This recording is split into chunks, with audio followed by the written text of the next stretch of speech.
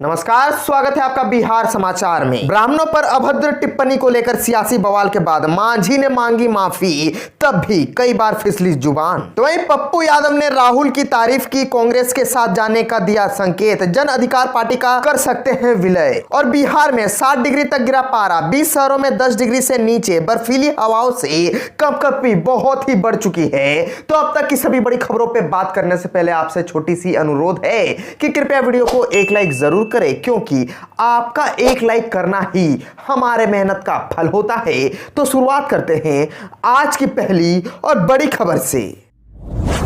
ब्राह्मणों पर अभद्र टिप्पणी को लेकर सियासी बवाल के बाद मांझी ने माफी मांगी है, तब भी कई बार फिसल गई है जुबान। दरअसल बिहार के पूर्व मुख्यमंत्री और हम के राष्ट्रीय अध्यक्ष जीतन राम मांझी एक बार फिर अपने विवादास्पद बयान की वजह से सुर्खियों में है। पूजा देवता और ब्राह्मणों पर उनकी टिप्पणी से बिहार की सियासत में उबाल आ गया है। उन्होंने शनिवार को एक कार्यक्रम में यह टिप्पणी की थी। इसका वीडियो वायरल होने के बाद विपक्षी दलों के अलावा एनडीए के प्रमुख दल भाजपा और जेडीयू ने भी मांझी की निंदा की। खुद को घिरता देख रविवार को मांझी ने अपने बयान पर माफी तो मांग ली, लेकिन इस दौरान भी कई बार उनकी जुबान फिसली। मांझी ने रविवार को पत्रकारों से कहा कि जिस सब पर आपत्ति जाहिर की जा रही है वह हमने अपने समाज के लोगों के लिए कहा था, ना कि किसी अन्य जाति के लोगों के लिए। लेकिन अगर इसमें गलतफहमी हो गई है तो हम माफी चाहते हैं। उन्होंने बताया कि हमने अपने समाज से कहा था कि आस्था के नाम पर आज करोड़ों लुटाए जा रहे हैं। दूसरी और गरीबों की भलाई के लिए जो काम होना चाहिए वह नहीं हो रहा है। जो अनुसूचित जाति के लोग हैं, पहले पूजा पाठ पर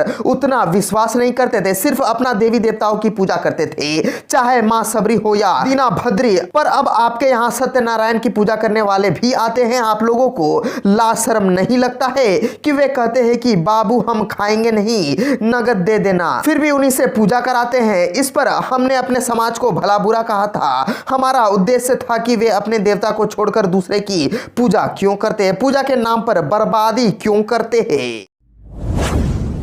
पप्पू यादव ने राहुल की तारीफ की, कांग्रेस के साथ जाने का दिया संकेत, जन अधिकार पार्टी का कर सकते हैं विलय। जन अधिकार पार्टी की रविवार को पटना में हुई राज्य कार्यकारिणी की बैठक में पार्टी के राष्ट्रीय अध्यक्ष पप्पू यादव ने कांग्रेस संग जाने का संकेत दिया। कहा कि 2024 का लोकसभा और 2025 का विधानसभा चुनाव बिहार की दिशा और दशा को तय करेगा। जन अधिकार पार्टी समान विचारधारा वाली पार्टी के साथ गठबंधन या विलय करेगी, इसका फैसला पार्टी के सभी नेता व कार्यकर्ता मिलजुल कर करेंगे। पप्पू यादव ने कहा कि देश के हालात अच्छे नहीं है, किसान से लेकर नौजवान तक सड़कों पर संघर्ष कर रहे हैं। आरोप लगाया कि भाजपा और संघ के लोगों देशवासियों को जाति और धर्म के आधार पर बांटकर राजनीति कर रहे हैं। राहुल गांधी में सबको साथ लेकर देश को आगे बढ़ने की क्षमता है।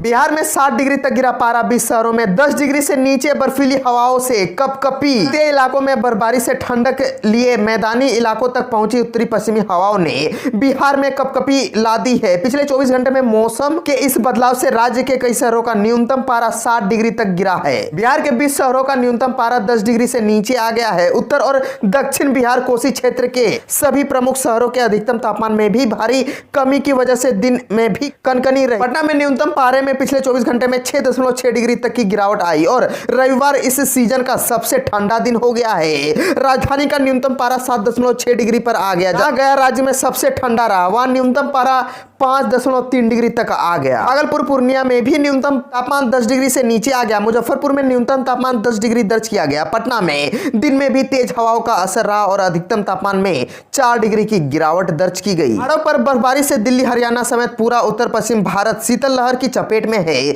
मैदानी इलाकों में राजस्थान के चू में सबसे कम तापमान दर्ज किया गया। यहाँ पारा 0 से 2.6 डिग्री सेल्सियस नीचे चला गया। वरिष्ठ फिजिशियन डॉक्टर घनश्याम झा ने तापमान 60 डिग्री कम होने व कनकनी बढ़ने पर कहा कि रोग प्रतिरोधक क्षमता पर विपरीत असर पड़ता है।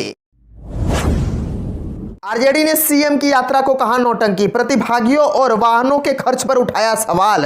जेडीयू का पलटवार संपत्ति विकास सूचकांक में आरजेडी की निष्ठा। 22 जनवरी से मुख्यमंत्री नीतीश कुमार की शुरू हो रही समाज सुधार यात्रा को आरजेडी ने नौटंकी यात्रा करार दिया है। आरजेडी ने अपने सोशल मीडिया अकाउंट पर एक ट्वीट में कहा है, समाज सुधार नौटंकी यात्रा पर सीएम नीतीश आम जनों को छोड़ केवल पुलिसकर्मियों, अधिकारियों, कर्मचारियों, जीविका दीदियों और मानदेय भागियों को संबोधित करेंगे। प्रत्येक प्रतिभागी पर 275 रुपए खर्च किए जाएंगे। प्रशासन समुचित वाहनों का प्रबंध करेगा। एक वाहन पर खजाने से 5,000 रुपए खर्च किया जा सकता है। जेडी ने वह पत्र भी ट्वीट पर डाला है जिसे जीविका के मुख्य कार्यपालक पदाधिकारी बालामुरुगन डी ने बिहार के सभी जिलाधिकारियों को लिखा है। पत्र में कहा गया है कि जनसभाओं में सभा स्थल और इनमें जुड़ने वाले जिलों से लगभग 800 जीविका समूह की सदस्य भाग लेंगी। आयोजन पर होने वाले व्यय का भुगतान जीविका कार्यालय द्वारा जिला प्रशासन से प्राप्त विपत्र के अनुरूप किया जाएगा। कहा गया है कि जिला प्रयोजन प्रबंधन द्वारा जीविका की प्रतिभागियों के लिए अल्पाहार या भोजन व शुद्ध पेयजल की व्यवस्था की जाएगी। इसके लिए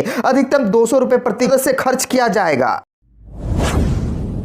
रिमझिम मर्डर केस को लेकर 8 बार थाने के चक्कर लगाने के बाद भी नहीं मिली पोस्टमार्टम रिपोर्ट। बहन ने की आईओ बदलने की मांग। जिम ट्रेनर गोलीकांड की तरह अब पटना के चर्चित रिमझिम चतुर्वेदी मर्डर केस में भी पुलिस पर लापरवाही बरतने का आरोप लग रहा है। रिमझिम की छोटी बहन श्वेता पाठक ने केस के आईओ और नौबतपुर के थाने पर भी गंभीर आरोप लगा दिया है। रविवार को श्वेता ने बताया कि बड़ी बहन के मर्डर केस क्या डेवलपमेंट है, किस तरह की जांच चल रही है, इस बारे में मुझे कुछ पता नहीं है। इसकी तरफ से इस बारे में कुछ भी बताया नहीं गया है। इसके इन्वेस्टिगेशन ऑफिसर को बार बार फोन करते हैं, वो न तो फोन को रिसीव करते हैं और ना ही मैसेज का कुछ रिप्लाई देते हैं। मुझे कुछ भी काम होता है तो मैं बोरिंग रोड से नौबतपुर जाती हूँ, शाम हो जाए या रात मुझे जाना पड़ता है। अभी तक पुलिस ने पोस्टमार्टम रिपोर्ट नहीं दिया है। पोस्टमार्टम रिपोर्ट की कॉपी लेने के लिए 8 बार नौबतपुर थाना गए पर अब तक नहीं दिया गया है पोस्टमार्टम रिपोर्ट। इससे साफ प्रतीत हो रहा है कि आयो सम्राट दीपक प्रकार से कोऑपरेट नहीं कर रहे हैं। मुझे हर एक छोटे छोटे काम के लिए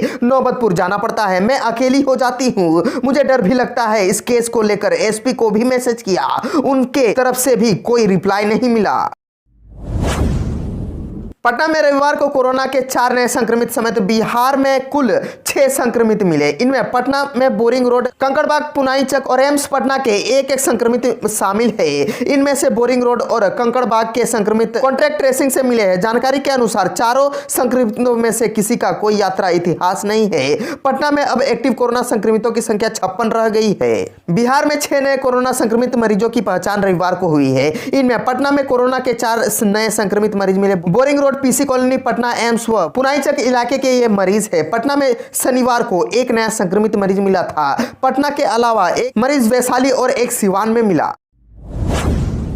भूसे व पत्ते में ढके ट्रक से 1 करोड़ की शराब जब्त। पुलिस ने एक ट्रक पर लदे करीब 1 करोड़ रुपए मूल्य की शराब बरामद की। जब्त 398 कार्टन अंग्रेजी शराब का बाजार मूल्य करीब 1 करोड़ रुपए है। बताया जाता है कि थाना अध्यक्ष के नेतृत्व में वाहन जांच अभियान चलाया जा रहा था। औरंगाबाद की ओर से आ रहे ट्रक को रुकवाकर जांच की गई तो उसके अंदर भारी मात्रा में शराब बरामद किया गया। पुलिस ने चालक को गिरफ्तार कर लिया है और गिरफ्तार चालक निजामुद्दीन शेख बंगाल के मुर्शिदाबाद के 5 गांव का रहने वाला है। चालक ने पुलिस को बताया कि शराब डाल्टनगंज से मुजफ्फरपुर ले जाई जा रही थी।